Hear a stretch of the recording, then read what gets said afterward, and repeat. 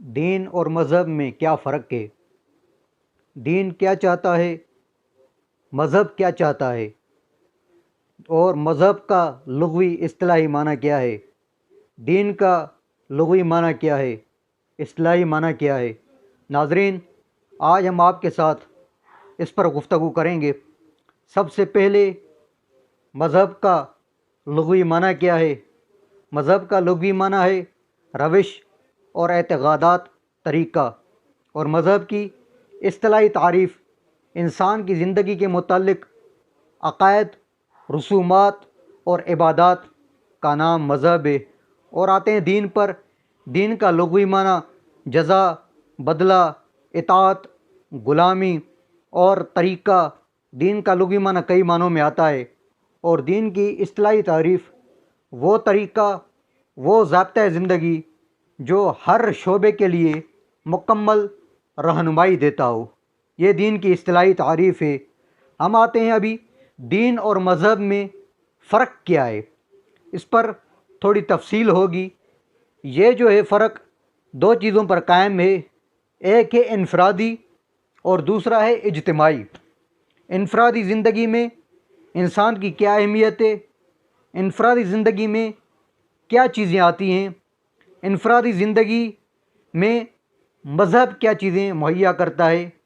مذہب کے اندر جو چیزیں آتی ہیں، عقائد ہیں، عبادات ہیں اور معاملات ہیں، یہ انفرادی زندگی کے اندر آتے ہیں۔ عقائد میں کیا ہے؟ توحید ہے، رسالت ہے، آخرت ہے۔ یہ عقائد کے اندر آتے ہیں۔ توحید، اللہ تبارک و تعالیٰ کو ایک کر کے ماننا اور اس کے رسولوں پر ایمان لانا اور آخرت کے دن پر ایمان لانا، یہ عقائد، یہ توحید میں آتا ہے اور عقائد میں آتا ہے۔ اس کے بعد رسومات ہیں۔ رسومات میں کیا آتا ہے؟ عقیقہ ہو گیا، یعنی کہ بچے جو پیدا ہوتے ہیں 7 دن کے بعد اگر بیٹا پیدا ہوا ہے تو اس کے لیے 2 بکروں کو ذبح کرنا، اور اگر بچی پیدا ہوئی ہے تو اس کے لیے 1 بکرا ذبح کرنا، اسے عقیقہ کہتے ہیں۔ اور نکاح ہے، تجہیز و تکفین ہے، یہ رسومات میں آتے ہیں۔ اور عبادات میں روزہ ہے، نماز ہے، حج ہے، زکوٰۃ ہے، یہ عبادات میں آتے ہیں۔ تو مذہب اور دین میں کیا فرق ہوتا ہے؟ فرق یہ ہے کہ مذہب جو ہے محدود اعتقادات کا نام ہے، اور دین جو ہے وہ وسیع پیمانے پر اپنے اندر چیزیں رکھتا ہے، وہ مواد رکھتا ہے اپنے اندر۔ دین وسیع النظر ہے۔ جیسے دین کے بارے میں اسلام نے جو کہا ہے، الا للہ الدین الخالص، دیکھو اطاعت خالص اللہ کے لیے ہے۔ اور اسلام کے اندر بھی یہ جو ہے دین کا لفظ استعمال ہوا ہے۔ اسلام کے اندر قرآن میں، احادیث میں کہیں پر بھی مذہب کا لفظ استعمال نہیں ہوا ہے۔ ہم یہ بھی نہیں کہہ سکتے کہ مذہب جو ہے وہ اسلام کا جز نہیں ہے۔ مذہب کو ہم اسلام کا جز کہہ سکتے ہیں، کل نہیں کہہ سکتے۔ مذہب جو ہے اسلام کا جز ہے، اور دین جو ہے وہ اسلام کا کل ہے۔ آگے آتے ہیں، دین میں کیا چیزیں آ جاتی ہیں؟ دین میں انفرادیت بھی ہے اور اجتماعیت بھی ہے۔ دین میں یہ دونوں چیزیں آتی ہیں۔ دین کے اندر انسان کو جو ہے انفرادی زندگی بھی ملتی ہے اور اجتماعی زندگی بھی ملتی ہے۔ انفرادی زندگی تو میں نے آپ کے سامنے ذکر کر دی، عبادات ہیں، معاملات، عبادات ہیں اور اعتقادات ہیں، یہ انفرادی زندگی کے اندر آ جاتے ہیں۔ اور دین کے اندر جو اجتماعی زندگی ہے، اس میں کیا آتا ہے؟ اس میں سیاست ہے اور معیشت ہے، معاشرت ہے۔ سیاست میں حکمرانی ہے۔ دین وسیع چیز پر، وسیع پیمانے پر ہمیں اپنے قوانین دیتا ہے، جیسے سیاست دیتا ہے۔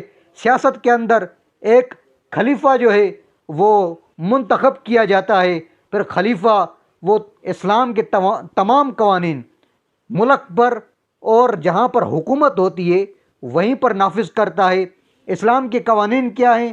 جیسے اسلام کے اپنے قوانین ہیں، شراب کے اوپر حد ہے، چوری کرنے والے کے اوپر حد ہے، زنا کرنے والے کے اوپر حد ہے، یہ اسلام کے قوانین ہیں۔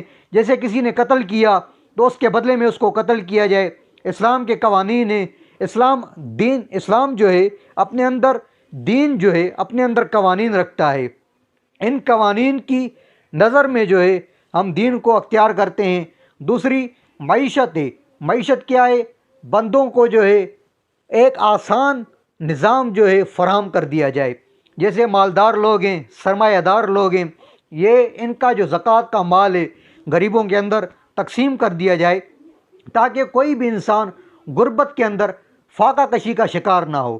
اور تیسری بات جو اس میں ہے، معاشرت ہے۔ بندوں کے ساتھ برابری کا سلوک ہو جائے۔ برابری کا سلوک کیسے ہوگا؟ یہ اس طرح پر ہوگا جب ہمارے اندر بڑوں کا ادب ہوگا، چھوٹوں پر شفقت ہوگی، والدین کا احترام ہوگا، اپنے مقتداؤں کی قدر ہوگی، ان کا احترام ہوگا، تب جا کر برابری کے سلوک جو ہے روا ہو جائیں گے۔ اور برابری کا سلوک تب ہوگا جب سارے لوگ، سارے انسان آپس میں مل کر ان کو اپنانے کی کوشش کریں گے، ان قوانین کو، ان چیزوں کو اپنانے کی کوشش کریں گے، تو انسانوں میں سے کسی انسان کے ساتھ بھی زیادتی نہیں